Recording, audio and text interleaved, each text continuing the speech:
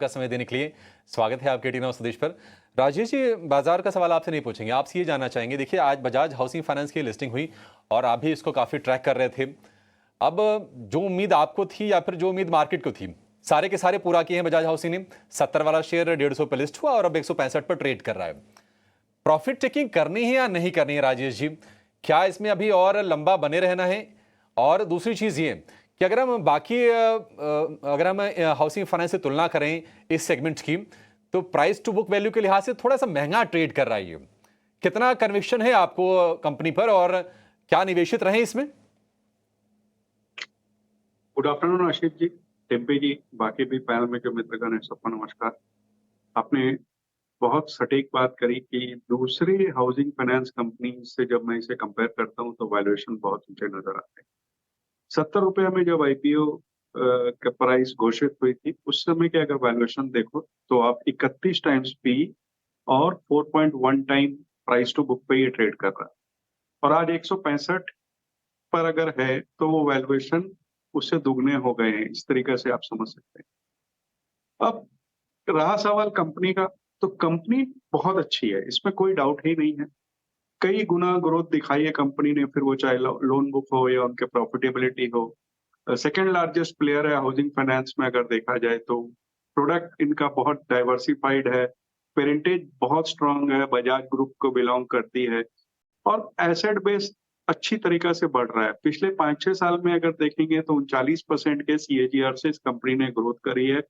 AUM आज की date में 97,000 करोड़ का है। सारी चीजें अच्छी हैं, लेकिन जहां वैल्यूएशन की बात आती है तो अगर आप देखो कि ये second largest housing finance company है। अब first largest housing finance company कौन है भाई? एचडीएफसी तो अब मर्ज हो गई एचडीएफसी बैंक के साथ, तो अब एलआईसी हाउसिंग फाइनेंस आती है और वो ट्रेड कर रही है 12-13 के पी पे और ये ट्रेड कर रही है 50-60 के पी पे। हाँ, इस कंपनी ने बहुत अच्छी ग्रोथ बहुत छोटे समय में दिखाई है, आने वाले दिनों में भी अच्छी ग्रोथ हो सकती है, लेकिन कहीं ना कहीं वैल्यूएशन मैटर करते हैं। तो जिनकी छोटी अवधि के टाइम होराइजन हो, उन्हें मैं पूरा नहीं तो कम से कम पार्शियल प्रॉफिट बुक करने की सलाह दूंगा। पार्शियल प्रॉफिट टेकिंग की सलाह है। हालांकि बाजार में एक थ्योरी और काम करती है कि जो अच्छी चीज़ें होती हैं थोड़ी महंगी होती हैं, प्रीमियम वैल्यूएशन वो कमांड करती हैं। आप देखिए, ये जो इसकी जो ताकत है ना, एयूएम ग्रोथ 30% सीएजीआर प्लस की सालाना आधार पर ये ग्रोथ रही है, एनपीए 1% से कम। तो ये सारी स्ट्रेंथ देकर ही लोग अभी इस पर भरोसा पूरी तरह से बनाए हुए हैं। लेकिन अगर आपको प्रॉफिट अगर हो ही रहा है ना, तो फिर कोई दिक्कत नहीं है, थोड़ा प्रॉफिट टेकिंग पार्शली कर लेनी चाहिए। अपना जो कॉस्ट है वो तो निकाल ही लीजिए, इसमें कोई दिक्कत है नहीं। और ये राजेश जी भी यही कह रहे हैं। बड़े एक जानकारी आपके सामने और रखना चाहते हैं, वो मार्केट प्लेटफॉर्म शेयरों में आज एक अच्छी तेज़ी आई है। 18% से ज़्यादा उछाल के साथ बीएससी का शेयर आज नए रिकॉर्ड ऊंचाई पर है। अच्छा, सिर्फ बीएससी नहीं है, एमसीएक्स भी है कमोडिटीज़ का।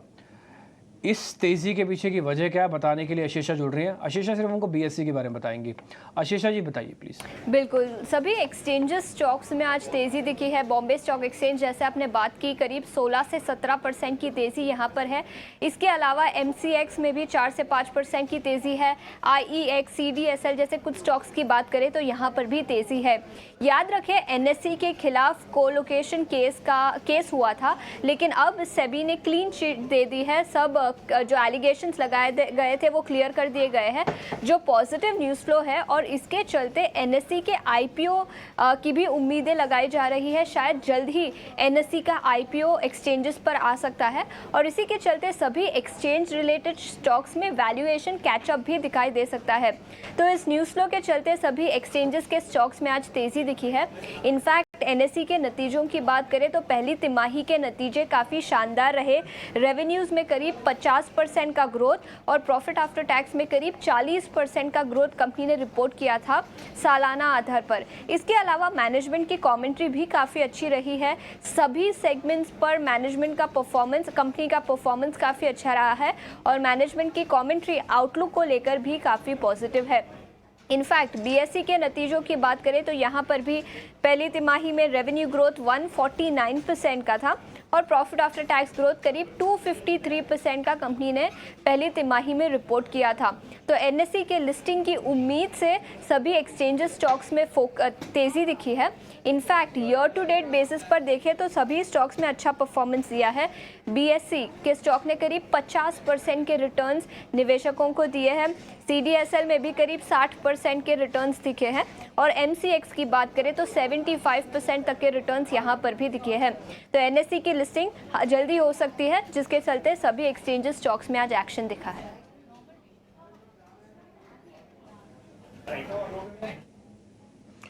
ठीक है आशीष, बहुत शुक्रिया, थैंक यू वेरी मच ये पूरी जानकारी कंपाइल करके लेके आने के लिए। राजेश सर, देखो शेयर्स तो चलते ही रहेंगे, ऊपर भी होंगे नीचे भी होंगे, लेकिन कुछ ऐसे लेगेसी वाले शेयर्स होते हैं जिनको अब उनके कॉम्पिटिटर ही ढूंढना बड़ा मुश्किल है। बीएससी, सीडीएसएल, एमसीएक्स, अब आप कैसे खड़ी करेंगे दूसरी कमोडिटी की एक्सचेंज जो एमसीएक्स के बराबर लेके आएगा वॉल्यूम का ट्रांजेक्शन्स?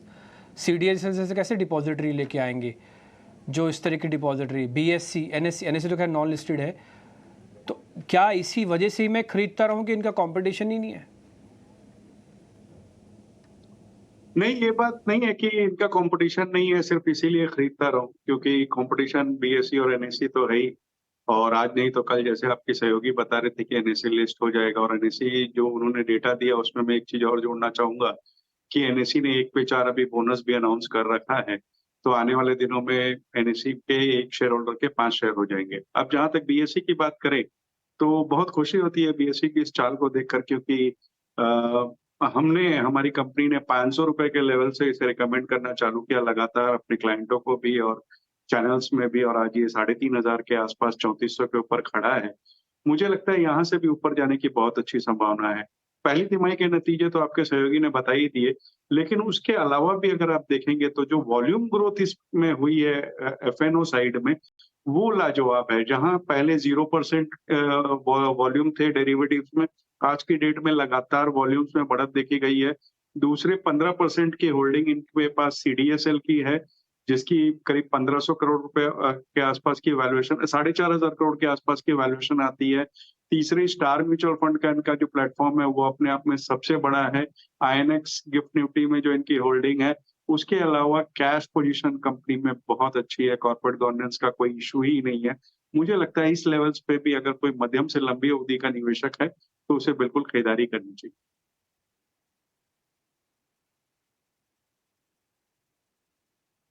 सर, मैं आपके जवाब से 100% संतुष्ट हूँ।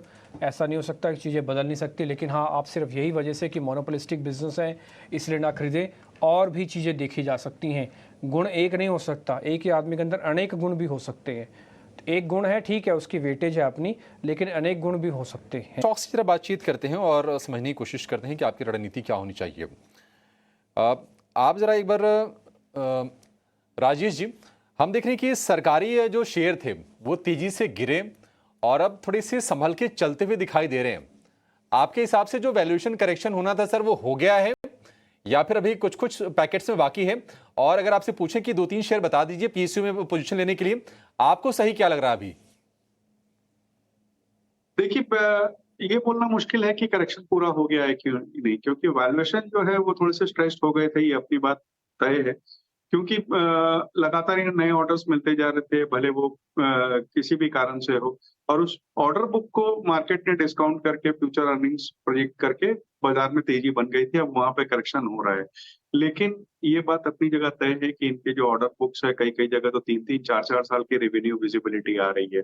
जो करेक्शन हो रहा है वो कम से कम कंफर्ट दे रहा है आपका कि जो ऊंचे वैल्यूएशंस में स्टॉक्स थे वहां थोड़ी कंफर्टेबल वैल्यूएशन पे है। तो यहाँ बिल्कुल कुछ एक स्टॉक्स ऐसे हैं जहां पर ध्यान रखा जा सकता है।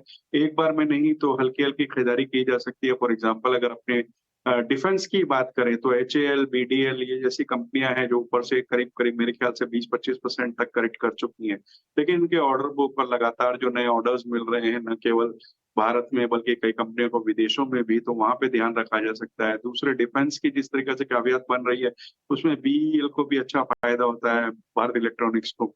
इवन अगर अपने मेट्रो रेलवे की स्टोरी को देखें तो वहाँ बीईएमएल को अच्छा फायदा होता है। ऐसे कई ऐसी कंपनियां हैं जो अच्छे खासे करेक्ट कर चुकी हैं, वहां थोड़ी थोड़ी खरीदारी की सलाह रहेगी। और दूसरे पीएसयू साइड में अगर मैं देखता हूँ तो मुझे पीएसयू बैंकिंग में बहुत अपसाइड दिखता है और वहां भी हमने देखा है कि अच्छे करेक्शन हो चुके हैं। तो वहां पर बैंक ऑफ महाराष्ट्र, एसबीआई ऐसी कंपनियों पे ध्यान देना चाहिए। फाइनेंस, बजाज फिनसर्व ये कमजोर हो रहे हैं क्योंकि काफी ज्यादा यूफोरिया बिल्ड हुआ था आईपीओ के अराउंड बजाज हाउसिंग फाइनेंस के। आज लिस्टिंग हो गई तो हम देख रहे हैं कि यहां पर प्रॉफिट टेकिंग हो रही है दोनों के दोनों शेयरों में। और कह सकते हैं कि इसके जद में दो और शेयर आए हैं, पीएनबी हाउसिंग और एलआईसी हाउसिंग फाइनेंस।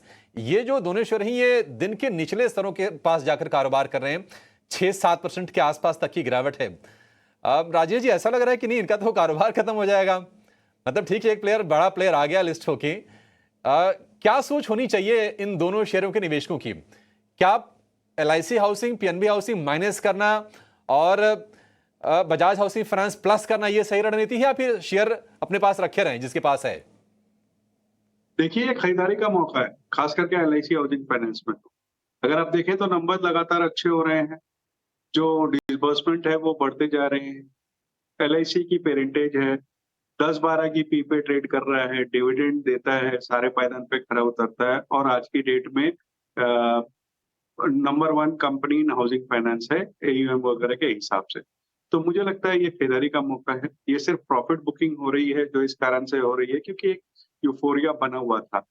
जैसे इन कारोबार खत्म होने की बात है तो वो तो संभव नहीं है क्योंकि एक तो ये बड़ी कंपनियां हैं, दूसरे बजाज हाउसिंग फाइनेंस पिछले 5-6 वर्ष से कारोबार में थी। ऐसा नहीं है, वो तो लिस्टिंग आज हुई है, कारोबार तो पहले से भी था। तो उस तरीके से खत्म कुछ नहीं हो रहा है। लेकिन ये जो गिरावट आई है, एक तरीके से प्रॉफिट बुकिंग कह लीजिए या दूसरी चीज है, यहाँ पे खरीदारी का मौका बनता है, खास करके एलआईसी और पीएनबी दोनों में।